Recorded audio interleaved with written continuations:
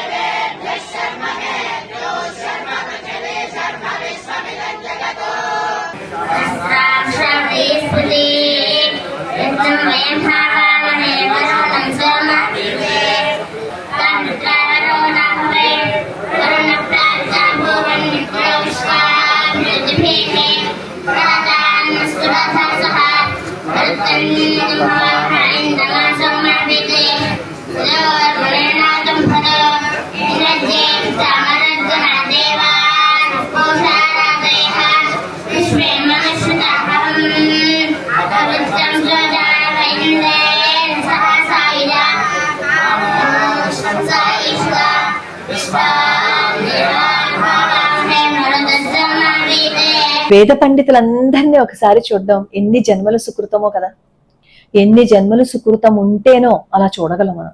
పరమాచార్య స్వామి వారు అస్తమాను ఒక మాట చెప్తూ ఉంటారు, వేదం వల్లె వేయాలని అందరికీ ఉంటుంది, కానీ అందరూ వల్లె వేయడానికి కుదరదు. కాబట్టి ఆ కుదరని వాళ్ళు అయ్యో మేము వేదం నేర్చుకోలేకపోతున్నామే, వల్లె వేయలేకపోతున్నామే అనే బాధపడకుండా వేదం వల్లె వేసే వాళ్ళకి సహకారాన్ని అందించండి. అలా సహకారాన్ని అందిస్తే మీరు వేదం నేర్చుకున్న ఫలితం వస్తుంది అంటారు పరమాచార్య స్వామి వారు. అలాగే ఎక్కడైతే వేద విద్యార్థులు ఉంటారో, ఎక్కడైతే వేద సభలు జరుగుతూ ఉంటాయో అక్కడ పరమాచార్య స్వామి వారు వచ్చి కూర్చుంటారు, అంతే. ఇంకో సందేహమే లేదు, అసలు అనుమాన పడవలసిన అవసరమే లేదనమాట. తడపల్లిగూడెంలో ఆ వేద సభ చూసినప్పుడు ఎంత అద్భుతంగా అనిపించిందో. చిన్న పిల్లల దగ్గర నుంచి దాదాపుగా 570 మంది వేద విద్యార్థులు అక్కడ పరీక్ష ఇచ్చారు. 3 రోజుల పాటు జరిగింది వేద సభ. వాళ్ళు ఆ వేదాన్ని వల్లె వేస్తున్నప్పుడు చూస్తుంటే అనిపిస్తుంది ఎంత కష్టపడితే ఇంత అద్భుతంగా వీళ్ళు వల్లె వేయగలుగుతున్నారు అని. మనం పిల్లలు స్కూల్కి పంపించినప్పుడు పొద్దున్న వెళ్ళి సాయంత్రం ఇంటికి వచ్చేస్తారు. స్కూల్లో చెప్పిన పాఠాలు అవన్నీ చదువుకుంటారు, కష్టపడతారు. ఇప్పుడు మన పిల్లలు మామూలుగా రొటీన్ గా చదువుకునే చదువుకి కష్టపడాలి, కానీ వేదం నేర్చుకునే పిల్లలకి ఇంకాస్త కష్టపడాలి. వాళ్ళు పొద్దున్నే 4-4:30 ఆ సమయానికి నిద్ర లేవాలి. లేచిన తర్వాత వర్షం వచ్చినా, గాలి ఉన్నా, ఎండున్నా, వాతావరణ పరిస్థితులు అనుకూలించినా అనుకూలించకపోయినా సరే వాళ్ళు స్నానం చేయటానికి గాని, వాళ్ళు నిద్రపోవటానికి గాని, వాళ్ళ ఆహారం తీసుకోవడానికి గాని, వాళ్ళ వస్త్రధారణకి గాని అన్ని నియమాలు ఉంటాయి తెలుసా. ఎన్ని నియమాలు పాటించాలో. దానికి వయస్సుతో సంబంధం లేదు. ఒకసారి నువ్వు వేద పాఠశాలలో పిల్లల్ని పెట్టావు అంటే ఆ నియమాలని అందరూ పాటించాలి. అందరికీ ఒకటే రూలు. అయ్యో వీడు చిన్నోడు కదా, మనమేమో వీడిని పరుపు మీద పడుకోబెట్టాం, ఏం ఉండదు. అందరికీ ఒకటే రూలు. ఉపనయనం చేసేసాక ఈ గురుకులంలో పిల్లల్ని చేర్పిస్తారు. ఇప్పుడు ఎలా అయితే రెసిడెన్షియల్ స్కూల్స్ లో పిల్లల్ని చేర్పించినప్పుడు తల్లిదండ్రులు చూడకూడదని ఈ పాఠశాల వాళ్ళు చెప్తూ ఉంటారో, ఈ వేద పాఠశాలల్లో కూడా అంతే. మనం ఎప్పుడు పడితే అప్పుడు వెళ్తాము అంటే కుదరదు. ఎందుకంటే కొన్ని నియమాలు ఉంటాయన్నమాట. వాళ్ళు చెప్పినప్పుడే, వాళ్ళు చెప్పిన విధంగానే తల్లిదండ్రులు కూడా వెళ్ళాలి, చూసుకోవాలి. అలాగే పిల్లల్ని కూడా ఈ వేద పాఠశాలలో చాలా జాగ్రత్తగా చూసుకుంటారు. ఇప్పుడు ఈ వేద పాఠశాలలో ఎవరినైతే పిల్లల్ని జాయిన్ చేస్తున్నామో వాళ్ళకి వేద విద్యతో పాటుగా 10వ తరగతి చదివేటట్లుగాను ఆ పరీక్షలు రాసే అవకాశాన్ని కూడా కల్పిస్తున్నారు. అంటే వేద విద్యతో పాటుగా మామూలు విద్య, దాంతో పాటుగా ఈ కర్రసాము ఇలాంటివి కూడా వేద విద్యార్థులకి నేర్పిస్తారు. నిరంతరము శ్రమ పడాలి తెలుసా. వాళ్ళు ఒక్కొక్క పన్నము చెప్పాలి అంటే వాళ్ళ బొడ్డులోంచి తీసుకురావాలి. స్వరంతో వాళ్ళు వేదాన్ని వల్లెవేయాలి.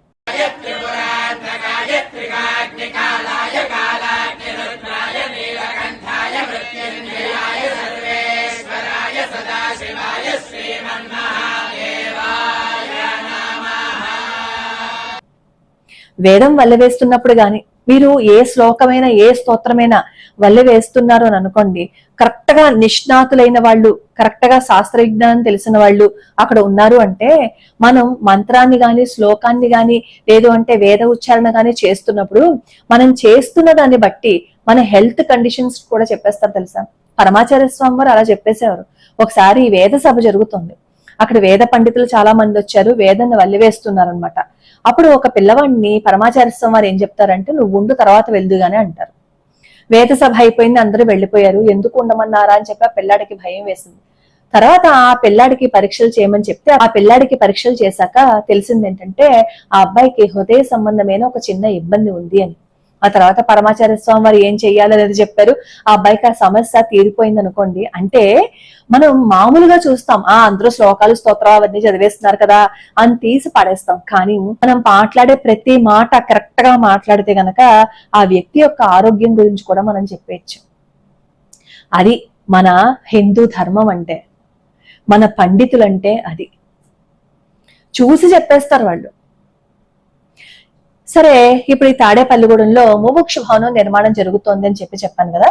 ఈ ముముక్షు భవన నిర్మాణం ఎందుకు చేస్తున్నారు అంటే వేద సభలు నిర్వహించటం కోసం, అలాగే వేద విద్యార్థులని, వేద పండితులని పోషించటం కోసం, అలాగే గోసేవ చేయటం కోసం.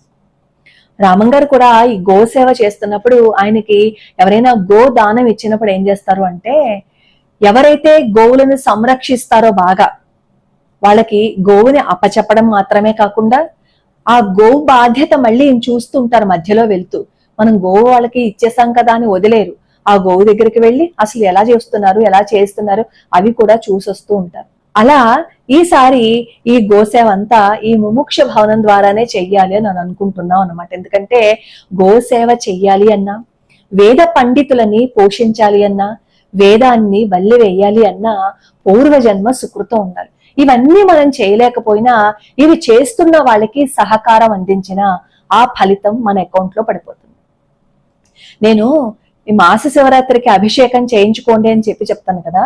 మాస శివరాత్రికి అభిషేకం మీరు మీ ఊళ్ళో ఉంటే మీరు చేయించుకోండి. లేదు అంటే ఈ శంకర మఠంలో ఎందుకు చేయించుకోమంటాను అంటే దానికి కొన్ని కారణాలు ఉన్నాయి. ఒకటి ఏంటంటే పైన రుద్ర యంత్రం కింద స్ఫటికలింగం. ఆ స్ఫటికలింగానికి ఒకసారి అభిషేకం చేస్తే 1000 సార్లు అభిషేకం చేసిన ఫలితంతో పాటుగా మీరు ఇచ్చిన ఏదైతే ద్రవ్యం ఉంటుందో ఆ ద్రవ్యం ఈ వేద పాఠశాలకి, వేద విద్యార్థులకి, గోసేవకి ఉపయోగిస్తారనమాట. మొన్న మీరు మాస శివరాత్రికి ద్రవ్యాన్ని పంపించారు. ఆ ద్రవ్యం అంతా ఆ వేద విద్యార్థుల కోసం ఉపయోగించారు. వేద విద్యార్థులని పోషిస్తే ఎంత పుణ్యమో తెలుసా? ₹1 డబ్బులు మీరు వేద విద్యార్థికి సమర్పణ చేశారు అంటే ఆ రూపాయితో ఆయన ఆహార పదార్థాలను కొనుక్కుని ఆయన తిన్నప్పుడు శక్తి వస్తుంది. ఆ శక్తి ద్వారానే కదా ఆయన పన్నం చదువుతారు లోక కళ్యాణం కోసం. అంటే ఒక పన్నాన్ని వల్లెవేసేందుకు శక్తి నీ ద్వారా వస్తోంది. కాబట్టి ఆయన చదివిన ఏదైతే వేద విద్య ఉందో, ఏదైతే వల్లెవేస్తున్నారో దాంట్లో నీ భాగం కూడా ఉంది. కాబట్టి నీకు కూడా పుణ్యం ట్రాన్స్ఫర్ అవుతుంది. ఇది ఖచ్చితం. ఇది నేను చెప్తున్న మాట కాదు, సాక్షాత్తు నడిచే దైవం పరమాచార్య స్వామి వారు చెప్పారు. అందుకే నేను అస్తమాను కమ్యూనిటీ పోస్ట్ ఎందుకు పెడతాను అంటే వేద విద్యార్థులని పోషించాలి అన్నా, వేద పండితులను పోషించాలి అన్నా పూర్వజన్మ సుకృతం ఉండాలి. ఆ పూర్వజన్మ సుకృతం ఉంటేనే మనం ఎవరికైనా ఏదైనా చేయగలుగుతాం. మన కర్మలు తీరాలి అంటే మనం కొన్ని చెయ్యాలి. ఈ వేద విద్యార్థులను పోషించడం, గోసేవ ఇవన్నీ కూడా కర్మని తీసేసే, కర్మని తగ్గించే పనులే.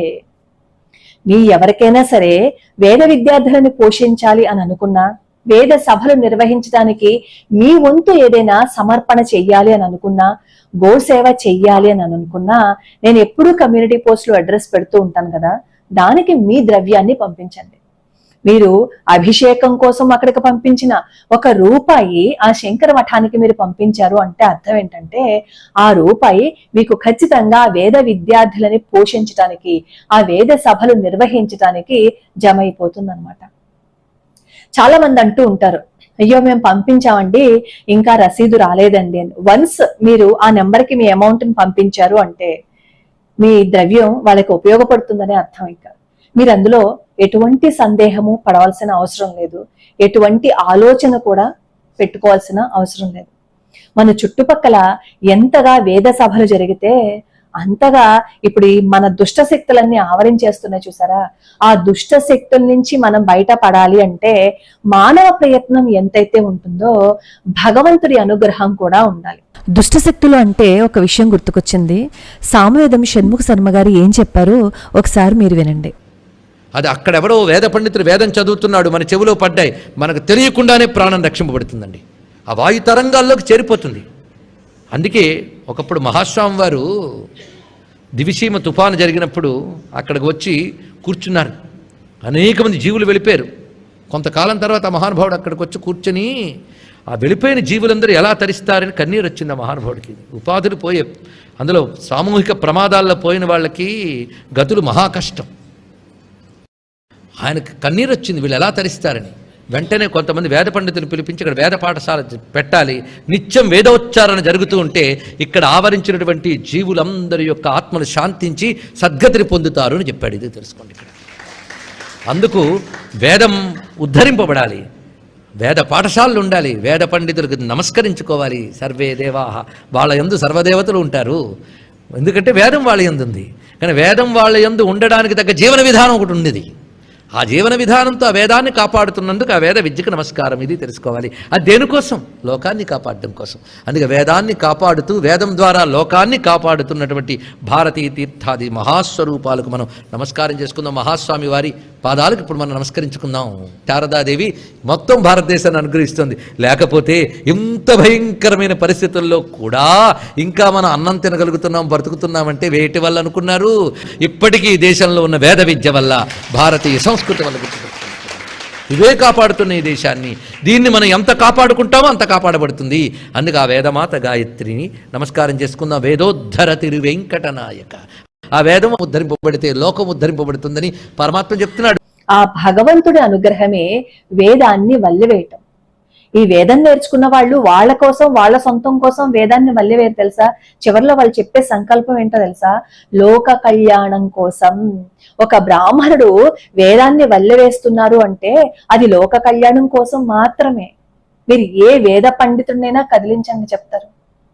అలా అన్నాము అని అనుకోండి, డబ్బులు దోచేసుకుంటున్నారు అంటారు. ఒక్కసారి ఆలోచించండి. ఒక వేద పండితుడు 16-12 సంవత్సరాల పాటు వేద విద్యని అభ్యసించాలి అంటే ఎన్ని కష్ట నష్టాలకి ఆయన నిలబడి ఉండాలి, ఎన్నిటిని తట్టుకుని ఉండాలి. ఎన్ని తట్టుకుంటేనే ఆయనకు వస్తుంది చెప్పండి.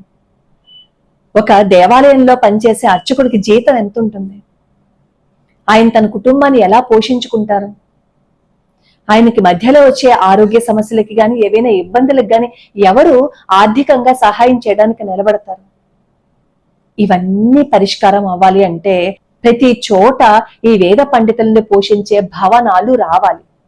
ఆ సంకల్పంతో ఈ పూర్తిగా తాడేపల్లిగూడెం ఈ వేదానికి మారు పేరుగా చెయ్యాలని సదుద్దేశమే ఈ ముముక్షు భవన నిర్మాణం. చాలా మంది అర్థం చేసుకుని వాళ్ళు సమర్పణ చేయవలసిందని నంబర్లకి మీరు పంపిస్తున్నారు.